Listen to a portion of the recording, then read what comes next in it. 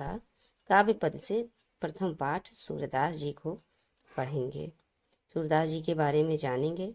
सूरदास जी के पदों को जानने के लिए सबसे पहले इनके जीवनी के बारे में, इनके जीवन परिचय को समझ लेते हैं।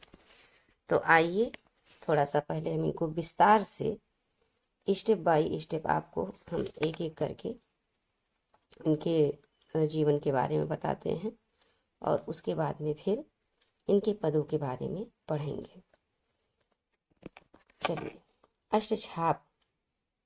अष्टछाप के सर्वश्रेष्ठ कवि, सगुणों उपासक, श्री कृष्ण भक्त सूरदास का जन्म वैशाख सुदी पंचमी सन 1478 ईस्वी में आगरा से मथुरा जाने वाली सड़क के पास रुनकता नामक स्थान पर हुआ था। कहाँ पर हुआ था? रुनकता नामक स्थान पर हुआ था। ठीक, उसके बाद में फिर देखिए, आगरा से मथुरा जाने वाली रुनकता नामक स्थान पर हुआ था, लेकिन कुछ विद्वान जन्म दिल्ली के निकट सीही गांव में मानते हैं। सूरदास जन्मांध थे या नहीं, इस संबंध में अनेक मत है। अर्थात कोई कहता है कि सूरदास जन्म से अंधे थे, तो कोई कहता है कि वो बाद में अंधे हो गए थे। ऐसा काफी मतभेद है। ये बचपन से ही विरक्त हो गए थे। विरक्त अर्थात परिवार को छोड़कर, दुनिया के बारे में छोड़कर भगवान की भक्ति में लग गए थे और गौघाट में रहकर विनय के पद गाया करते थे। विनय के पद अर्थात दीनता पूर्वक भगवान को याद करके और अपनी भक्ति भावना प्रकट किया करते थे। एक बार वल्लभाचार्य जी गौघाट पर रुके, तब सूरदास जी ने उन्हें स्वरचित एक पद गाकर सुनाया।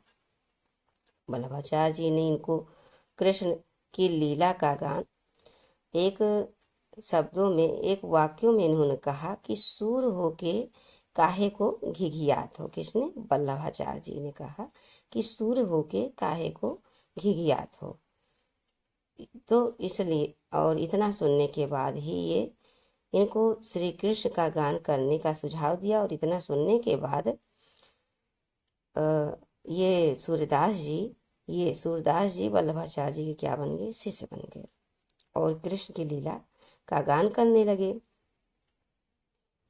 वल्लभाचार्य ने इनको गोवर्धन पर बने श्रीनाथ जी के मंदिर के कीर्तन में के लिए रख लिया और वल्लभाचार्य के पुत्र विट्ठलनाथ ने अष्टछाप के नाम से सूरदास सहित 8 भक्त कवियों का संगठन किया।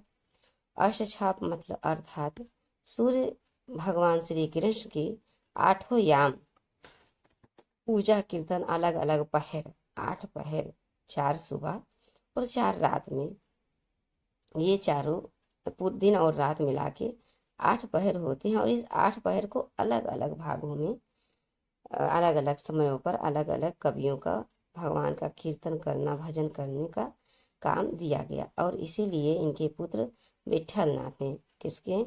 वल्लभाचार्य जी के पुत्र विट्ठलनाथ ने अष्टछाप के नाम से सूरदास सहित 8 कृष्ण भक्त कवियों का संगठन किया। और इनकी मृत्यु कहाँ पर हो गई? गोवर्धन के पास पारसौली ग्राम में 1583 में हो गई। जन्म कब हुआ? 1478 में और मृत्यु कब हुई? 1583 में। ये जन्म और मृत्यु आप इनका फोकस कीजिएगा बच्चों। और देखिए, ये जो देख रहे हैं वर्गाकार, ये चीज देख रहे हैं ना, आप इस पे फोकस कीजिएगा। यही मेन है। जब भी आप किसी भी कवि का जीवन परिचय लिखना हो, सबसे पहले आप संक्षिप्त में जीवन परिचय लिख के और उन कवि का नाम नीचे आप ऐसे ये संक्षिप्त जीवन परिचय लिखेंगे इस तरह से। उसके बाद में आप जस्ट नीचे ऐसे जिस कवि का नाम लिखना होगा वहां पर आप ऐसे लिख देंगे।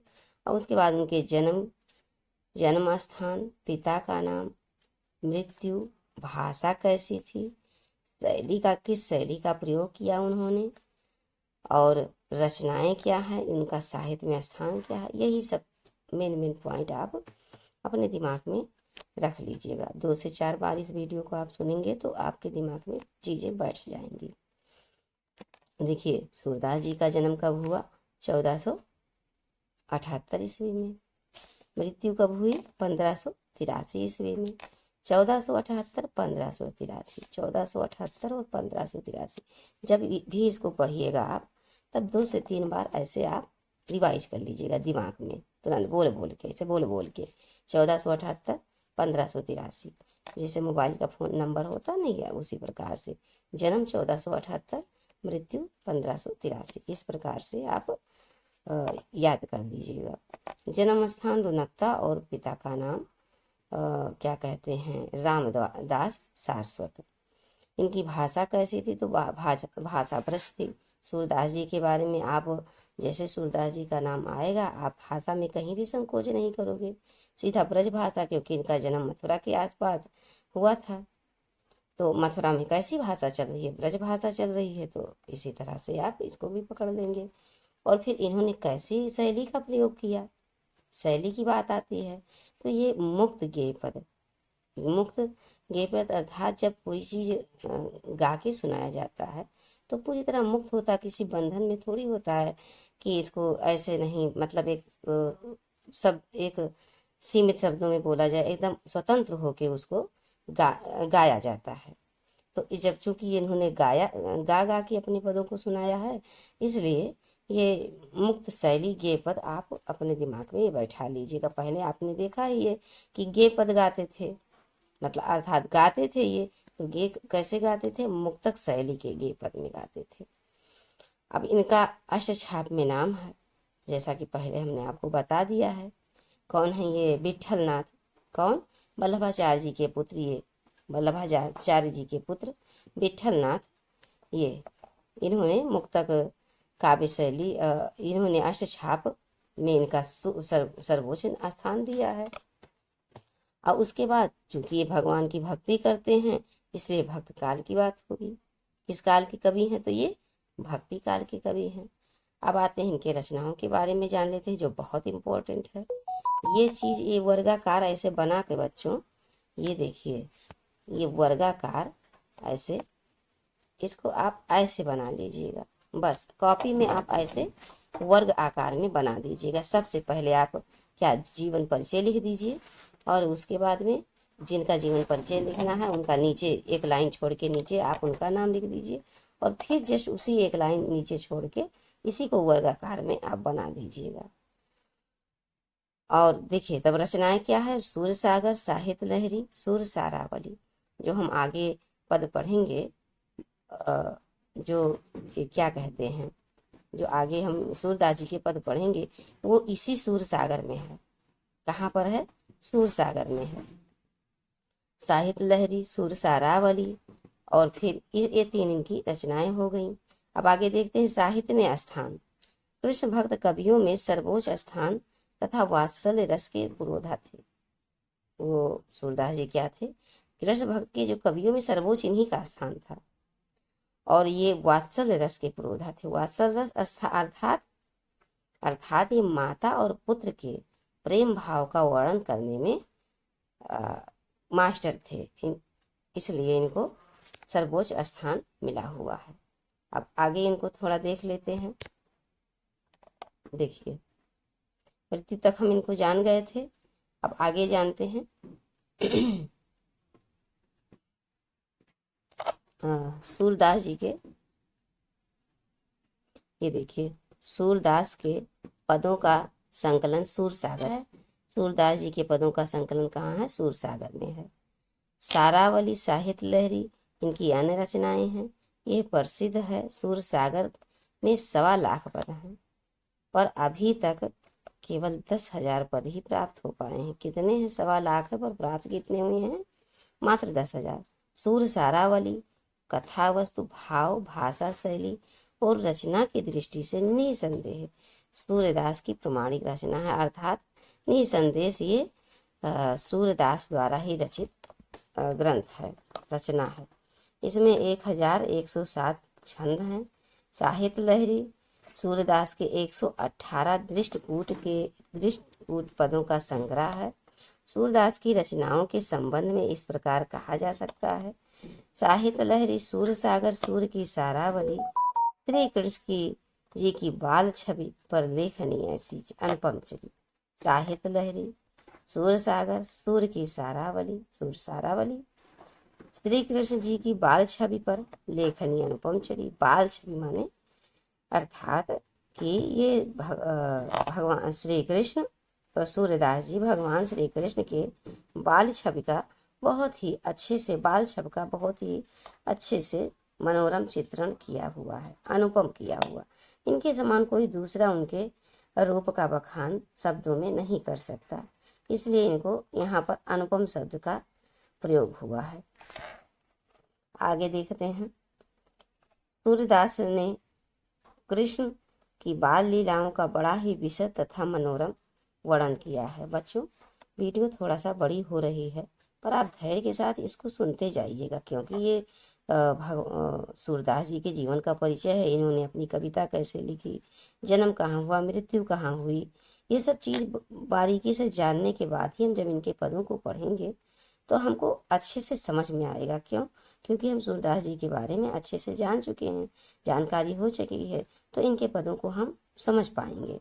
इसीलिए आप धैर्य बांध कर इनको बस ध्यान से आप सुनिएगा। सबसे पहले आप एक बार नॉर्मल स्पीड में सुन लीजिएगा, और फिर आपके पास समय कम है तो आप इसको थोड़ा सा 2 से 3 बार 2x करके सुन लीजिएगा यूट्यूब पर।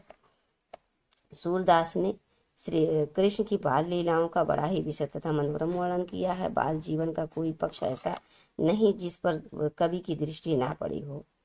बाल छवि में ऐसा कोई बाल लीलाओं के जीवन में जो बाल जीवन था भगवान श्री कृष्ण का, उनका कोई ऐसा चीज नहीं है कि जो उनकी दृष्टि से दूर गई हो।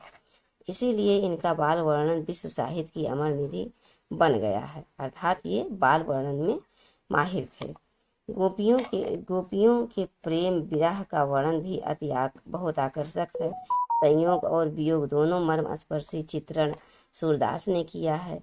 सूर सागर का एक प्रसंग भ्रमर गीत कहलाता है। इस प्रसंग में गोपियों के प्रेमावेश ने ज्ञानी उद्धव को भी प्रेमी और भक्त बना दिया। सूरदास जी के काव्य की सबसे बड़ी विशेषता यह है कि इनकी तन्मयता, अर्थात जब ये पद लिखते थे तो पूरी तरह उसी में भाव विभोर हो जाते थे, उसी में लीन हो जाते थे, और जिस प्रसंग का वर्णन करते थे उनमें भाव विभोर कर देते थे, आत्म भाव विभोर कर देते थे। अर्थात जो पाठक हो, सुनने वाला हो, श्रोता हो, वो आत्म विभोर हो जाए सुनकर, इतना सुंदर ढंग से लिखते थे। इनके विरह वर्णन में गोपियों के साथ ब्रज की प्रकृति भी विषाद मग्न दिखाई देती है। अर्थात ये जब विरह वर्णन लिखे हैं तो जिस पद में, उसमें वहाँ की प्रकृति के बारे में भी लिखा है कि वो भी शोक मग्न है। विशाखाकुल शोकाकुल में प्रतीत होते हैं। पूरा कहते हैं जैसे जमुना का तट हो गया, वृंदावन हो गया, जहाँ जहाँ श्री कृष्ण जाते थे, मुरली बजाते थे, गोपियों के साथ राज रचाते थे। पक्षी मोर सब दुखी हैं।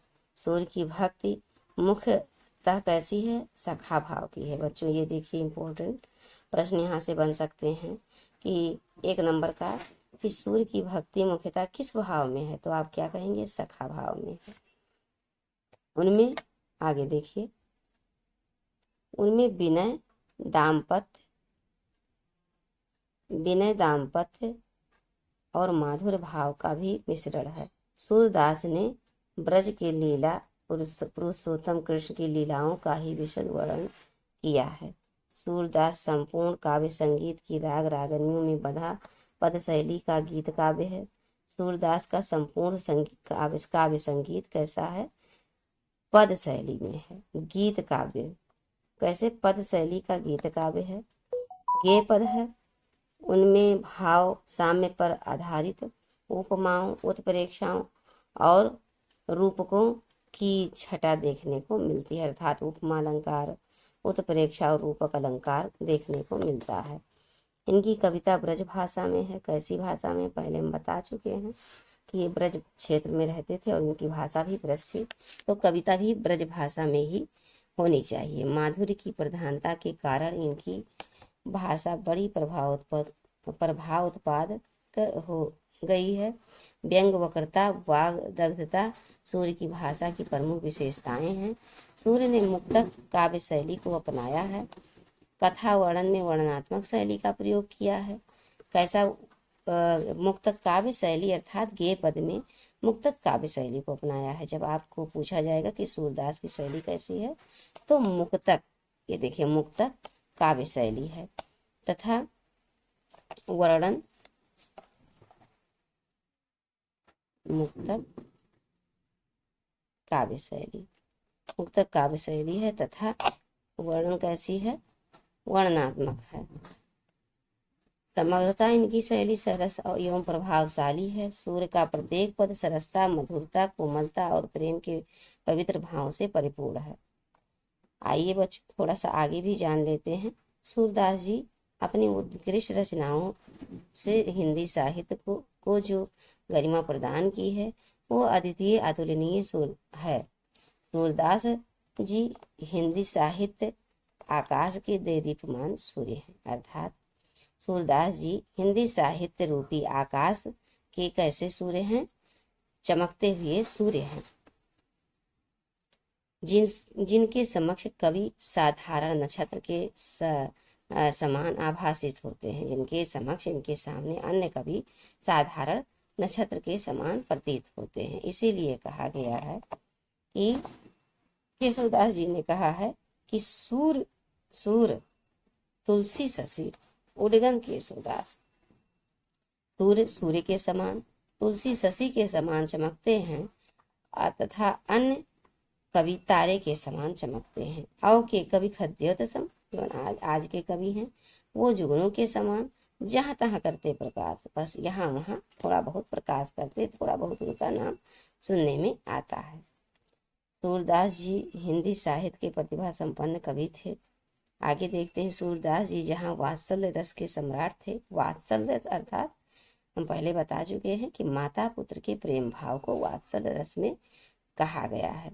वहीं श्रृंगार रस को सौंदर्य प्रदान करने में भी समर्थ हैं। आपने विरह का भी अपनी रचनाओं में बड़ा ही मनोरम चित्रण किया है।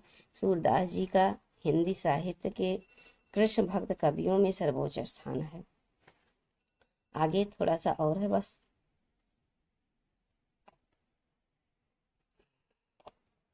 संकलित पद शीर्षक के प्रथम 2 छंदों में सूरदास ने अपने आराध्य श्री कृष्ण के महात्म्य का वर्णन किया है। इसमें कहा गया है कि जो इन्होंने पदों को संकलित किया है उसमें जो प्रथम 2 छंद हैं उसमें सूरदास ने अपने भावों को भगवान श्री कृष्ण के प्रति महात्म्य का वर्णन किया है। अपने भाव, उनके खुद के क्या भाव हैं भगवान के प्रति, ऐसा वर्णन किया है प्रथम 2 छंदों में। इन्होंने निर्गुण भक्ति मार्ग की दुरूहता के कारण सगुण भक्ति मार्ग पर बल दिया। अब यहाँ थोड़ा सा समझ लेते हैं बच्चों। निर्गुण क्या है? भगवान के निराकार भक्ति मार्ग की दुरूहता, दुरूहता अर्थात दुर्लभ है। भगवान के निर्गुण रूप अर्थात निराकार रूप का भक्ति करना ये थोड़ा सा दुर्लभ जान पड़ता है सूर्यदास जी को, इसलिए उन्होंने सगुण भक्ति मार्ग पर बल दिया। सगुण अर्थात भगवान के साकार बल पर। अगर साकार नहीं कर बल पे ध्यान ना देकर निर्गुण निराकार पे ध्यान देते तो वो कैसे बाल लीलाओं का वर्णन करते, कैसे गोपियों के विरह लीला का वर्णन करते, किस प्रकार से करते। इसलिए इन्होंने ये, अब यहाँ पर क्वेश्चन आपको बन सकता है कि सूरदास जी किस, तो ये बताएंगे कि तो आप क्या बताएंगे कि सूरदास जी सगुण भक्ति के उपासक थे। इनके अतिरिक्त अन्य छंदों में श्री कृष्ण के बाल सौंदर्य, माँ यशोदा से हठ, अन्य बाल सुलभ चेष्टाएं सहित बांसुरी के प्रति गोपियों के शैतान भाव का सुंदर वर्णन है। कृष्ण के मथुरा गमन से गोपियों की विरह अवस्था और माँ यशोदा की व्याकुलता का वर्णन है। तो बच्चों आज हम सूरदास जी के जीवन परिचय के बारे में अच्छे से जाना है, सुना है, और अब इस वीडियो को आप 2 से 3 बार सुन लीजिएगा। और फिर से एक बार हम आपको बता दें कि ये जो वर्गाकार में बना हुआ है आप परीक्षा में इसी पर फोकस कीजिएगा, ये इसी पर ध्यान दीजिएगा। और इसको आप 1-2 बार बीच बीच में रिवाइज कर लीजिएगा, जिससे आपको ये बहुत आसानी से, आप ऐसा लग रहा होगा आपको कि आप परीक्षा, हाई स्कूल की परीक्षा डर डर के देंगे, ऐसा कुछ नहीं है। आप सिर्फ चीज़ों को अच्छे से पढ़ लीजिए। जब आपको किसी चीज़ का ज्ञान हो जाएगा तो आपके अंदर जरा सा भी डर भय नहीं रहेगा और आपको ऐसा महसूस होगा कि आप परीक्षा में पहले बैठ चुके हैं और आप निडर होकर निर्भयता के साथ आप पूरी परीक्षा को अच्छे से दे पाएंगे। तो अब हम आज इस वीडियो को यहीं पर समाप्त करते हैं। अगली कक्षा में हम सूरदास जी के पदों को आपको समझाएंगे और सीखा जाएगा। जय हिंद प्यारे बच्चों।